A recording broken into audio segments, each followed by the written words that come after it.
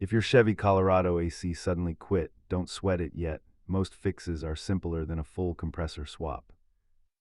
Statistically, over 60% of modern truck AC issues stem from electrical failures like fuses or sensors, rather than leaks.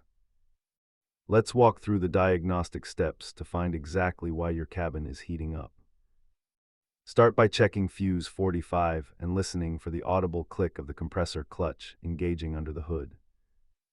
The blower motor resistor is a high failure item in Colorados. If your fan only works on high, this is your culprit. If your ambient temperature sensor fails, the truck's computer might think it's freezing outside and disable the AC entirely. Electrical swaps are easy DIY weekend projects, but if you have a refrigerant leak, you'll need professional recovery equipment. As you can see, most electrical components are under $100, while a compressor replacement is a major investment.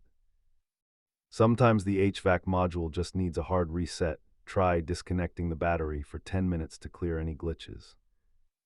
Keep a basic socket set and a multimeter handy. They are the most valuable tools for Colorado electrical work. Remember the golden rule of mechanics: always verify power and ground before you spend money on a new part. If this helped you get your cold air back, hit that subscribe button for more Chevy Colorado troubleshooting playbooks.